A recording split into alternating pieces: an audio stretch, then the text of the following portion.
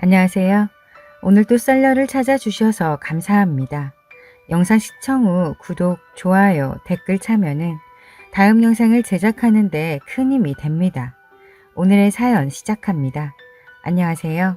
제가 이번에 정말 충격적인 일을 겪었습니다. 결국 그 일로 인해 아들과 며느리가 이혼하고 말았어요. 하나밖에 없는 아들이 결혼해서 잘 살지 못하고 이혼까지 하게 되니 정말 답답하네요. 그래서 이렇게 사연을 씁니다. 제가 알기로는 며느리는 결혼할 생각이 없었는데 아들이 제발 결혼하자고 한 거였어요. 심지어 며느리는 아들하고 사귈 생각도 없었대요. 아들이 결혼할 여자라고 집에 데려왔는데 행여 불편해하지는 않을까 전전긍긍해하며 애지중지하더라고요. 그 모습을 보고 그리도 저 애가 좋을까. 그래, 아들이 자기가 좋아하는 여자와 결혼했으니 며느리에게 잘하고 화목하게 잘 살 거라고 생각했죠. 그래서 결혼해서 잘 살라고 남편이 세상을 떠날 때 남겨준 재산의 절반을 아들에게 결혼 선물로 물려주었습니다. 환갑이 넘어서 이제 살 날도 얼마 안 남았는데 돈이 많아봤자 무슨 소용이겠어요. 죽을 때 가지고 갈 것도 아니잖아요. 그냥 자식한테 손 벌리지 않게 노후 자금 정도만 있으면 되는 거니까요. 제 바람은 아들과 며느리가 결혼해서 잘 사는 거 하나밖에 없었습니다. 외동 아들이라서 오냐오냐 키웠어요. 자식이라고 하나 있는데 뭔들 못 해주겠어요. 저 해달라는 거 다 해줬습니다. 그래서인지 아들은 욕심도 많고 자기가 원하는 건 어떻게든 손에 넣으려고 했어요. 아들의 그런 면이 나중에 사회생활이나 결혼생활에 지장이 있지는 않을까 걱정했었는데 그런 면 때문에 참한 며느리를 들이게 되었죠. 살림을 어찌나 잘하는지 모르겠더군요. 요즘 다들 곱게 자라서 아무것도 할 줄 모른다는데 며느리는 아니었어요. 수십 년을 살림만 해온 저보다 어떤 때는 더 나은 것 같더라고요. 공부도 잘했고 좋은 직장에 다녔어요. 그리고 일도 잘해서 회사에서 인정받고 있다 하더군요. 그렇게 모든 게 다 마음에 들었던 며느리였으니 아들과 행복하게 평생을 잘 살 줄 알았어요. 그런데 어느 순간 둘 사이가 예전 같지 않다는 느낌이 온 거예요. 며느리가 아들한테 싸늘하게 대하는 거예요. 제 생일이라고 아들 내외가 저녁을 사줬는데요. 밥을 먹으면서 둘이서 아무 이야기도 하지 않는 거예요. 그리고 며느리는 얼굴은 웃고 있지만 오기 싫은데 끌려온 사람처럼 보였습니다. 제가 그런 며느리를 신경 쓰는 걸 알았는지 아들은 제 눈치를 보며 말을 거는데 며느리는 못 들은 척 무시하거나 마지못해 짧게 대답을 하더라고요. 그때 며느리가 아들한테 많은 불만을 가지고 있다는 걸 알았어요. 부부 사이의 일이라 제가 나설 문제가 아니었지만 그렇다고 계속 그렇게 사는 걸 두고 볼 수는 없잖아요. 지금까지 살면서 봐온 며느리는 사소한 것 가지고 그러지 않을 사람이었거든요. 보통 문제가 아니라고 생각했어요. 그래서 둘 사이가 다시 예전처럼 돌아갈 수 있도록 도와주자 했습니다. 그래서 며느리를 따로 불렀어요. 퇴근하고 저희 집에 오라고 했죠. 요즘 별일 없는 거지? 내가 보기에는 최근 들어 너희 둘 사이에 문제가 좀 있는 것 같아. 혹시 나한테 말해줄 수 있겠니? 시어머니가 부부 사이 간섭한다고 생각하지 말고 문제가 있다면 대화로 풀어나가면서 해결책을 찾는 것도 괜찮은 방법 아니겠니? 우리 이제 가족이잖아. 그러니 부담 갖지 말고 솔직하게 한번 털어놔 보렴. 어머니 이렇게 신경 쓰이게 해드려서 죄송해요. 제가 감정을 잘 숨기지 못하는 성격이라 어머니께 괜한 걱정 끼쳐드린 것 같아요. 어머니께서 생각하시는 거 맞아요. 저희 부부 사이에 문제가 좀 있어요. 그이가 요즘 들어 달라졌어요. 저와 대화조차 하기 싫어해요. 그리고 툭하면 짜증만 내네요. 무슨 말만 해도 화부터 내기 시작해요. 왜 그런다니? 혹시 이유는 물어봤어?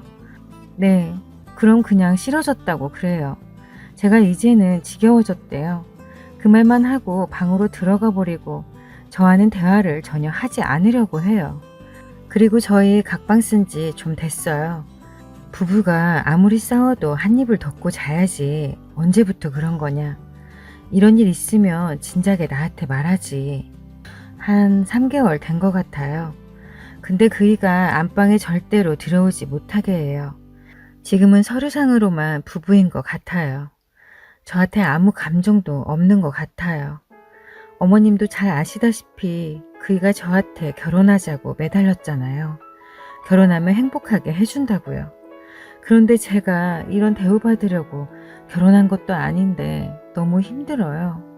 내가 뭐 잘못한 거 있냐고 말해달라고, 그럼 고치겠다고도 했어요. 그랬더니 저의 모든 게 다 마음에 안 든대요. 며느리는 저와 대화하면서 눈물을 흘리더군요. 어찌나 서럽게 우는지 가슴이 아프고 안타까워서 저도 눈물이 나더라고요. 저는 더 이상 참을 수 없었어요. 그래서 며느리와 같이 집으로 갔습니다. 아들은 술에 취해 자고 있더군요. 아들을 흔들어 깨웠어요. 아들은 깨서 눈앞에 갑자기 제가 있자 깜짝 놀라며 무슨 일이냐고 하더군요. 제가 정신 차리라고 얼른 세수부터 하고 오라고 했죠. 아들이 세수하고 나오자마자 그때부터 쏘아 붙이기 시작했어요. 너는 네가 좋다고 따라다녀서 결혼했잖아. 그래놓고 왜 그러냐. 대체 뭐가 불만인지 이야기를 해야지. 그냥 마누라가 싫다고만 하면 어쩌자는 거냐.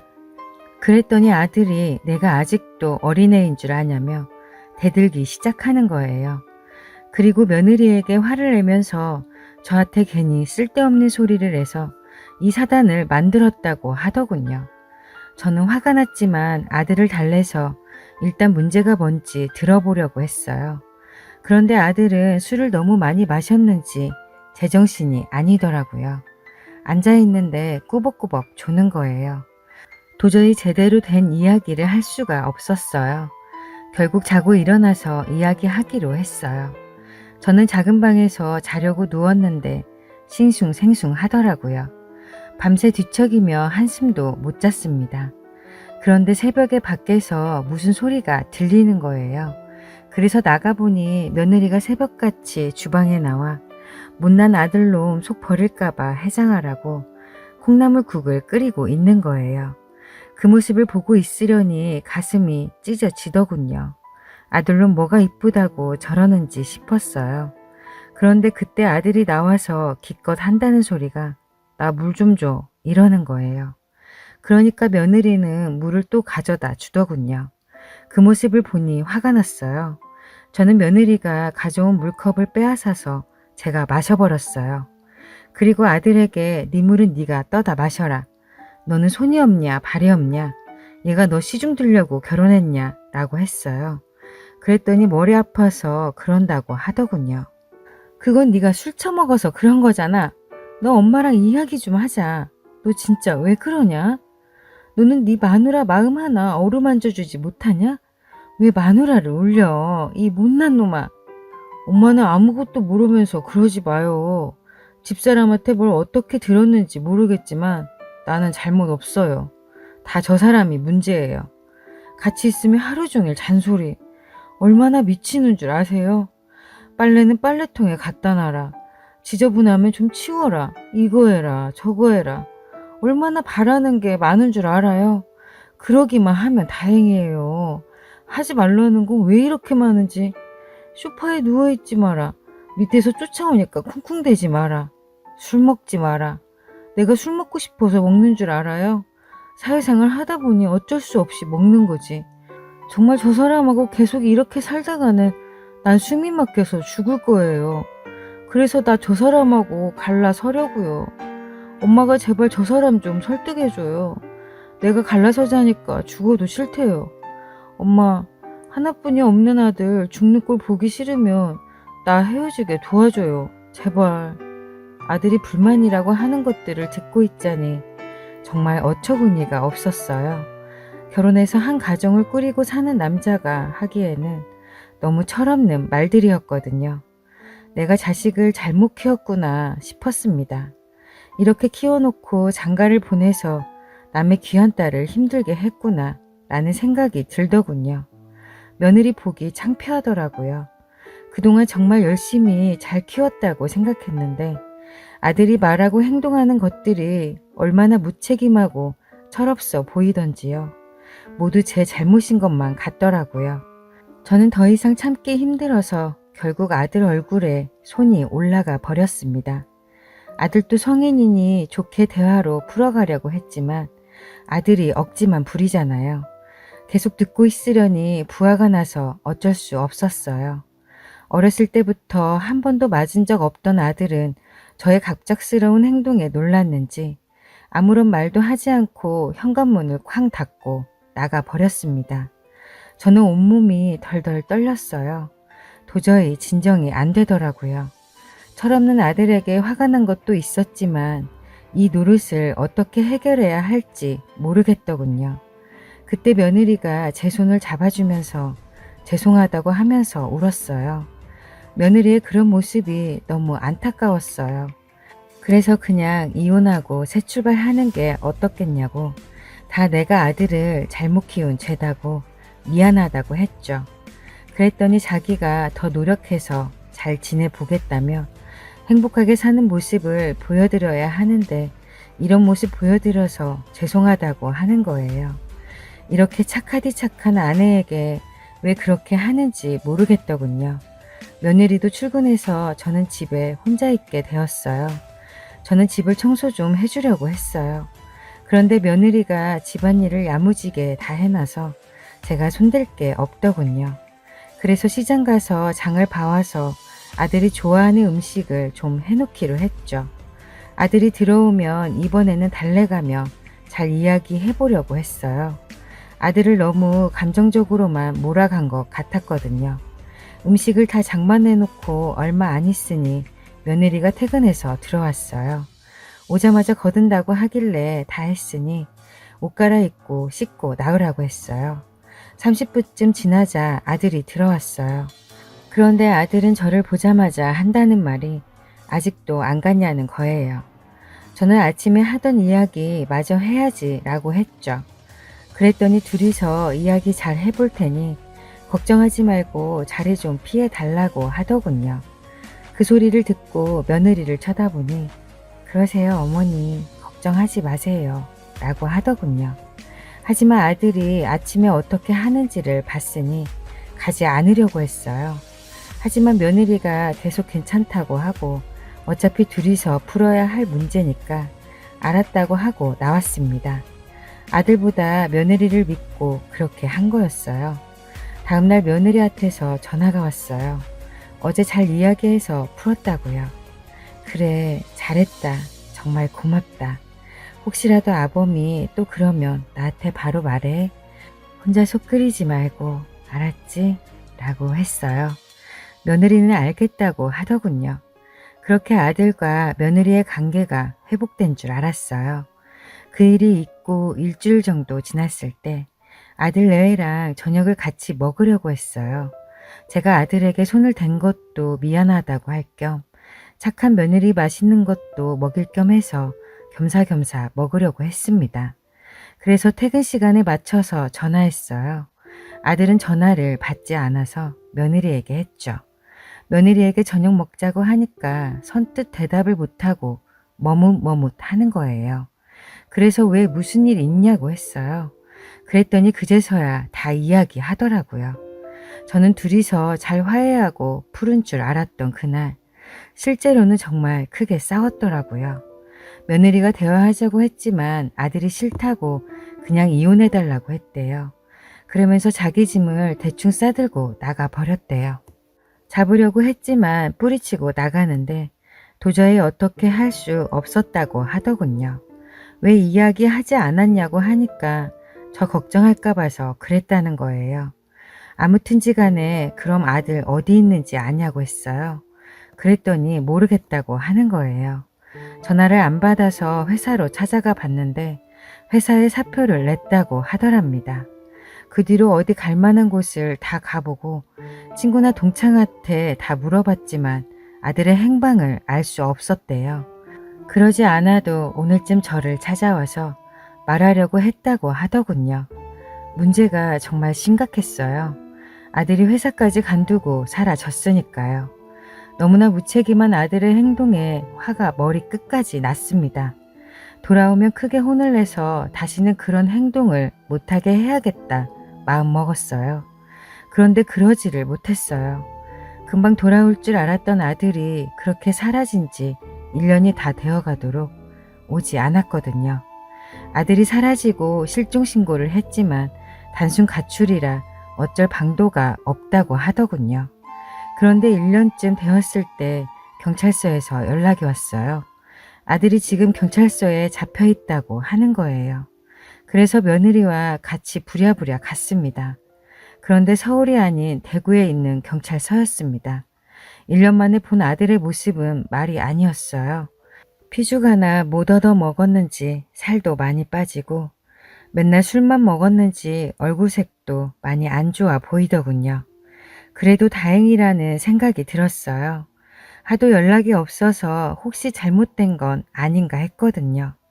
그런데 안도감도 잠시였어요.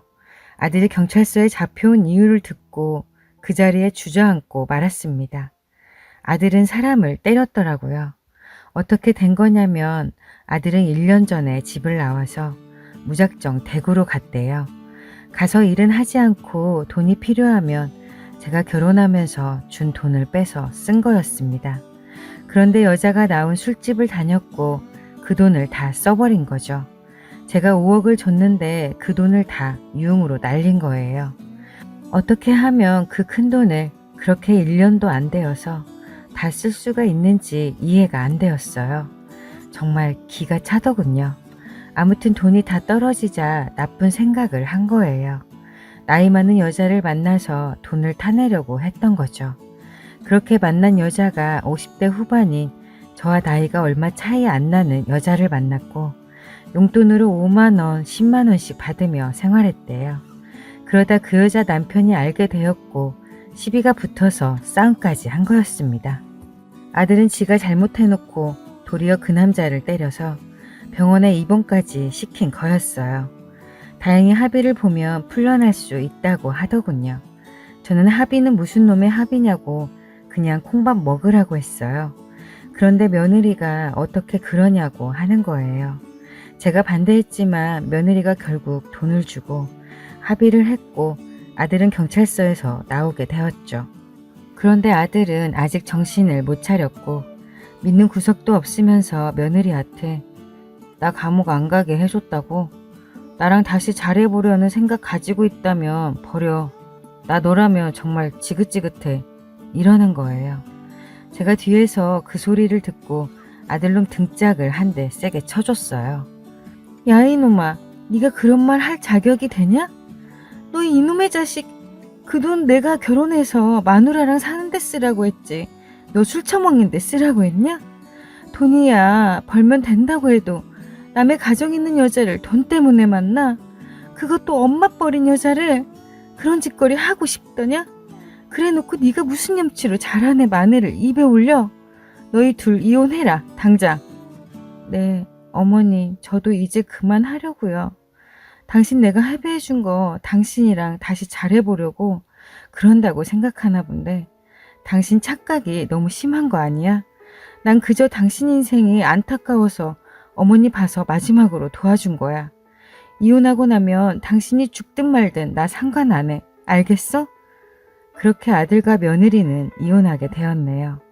아들은 그제서야 지 잘못을 깨달았는지 저를 찾아와서 며느리 마음 좀 돌리게 도와달라고 하는 거예요. 저는 절대 안 된다고 했어요. 며느리가 혹시라도 이혼 안 한다고 할까 걱정인데 무슨 헛소리 하냐고 했죠. 그리고 정신을 차리기 전에 내 앞에 나타나지 말라고 했습니다. 아들은 고시원에 살면서 편의점 알바를 하면서 살고 있어요. 자기 말로는 회사도 곧 들어간다고 정신 차렸다고 하는데 두고 봐야죠. 적어도 몇 년 동안은 지켜보고 용서할지 말지 결정하려고요. 그리고 며느리와는 가끔 통화를 하는데요. 잘 지내고 있는 것 같아서 참 다행이에요. 아직도 며느리에게 미안한 마음이 있어요. 제가 아들을 잘못 키웠으니까요. 며느리가 힘들었던 기억은 다 잊고 찾고 좋은 사람 만나서 행복했으면 좋겠어요.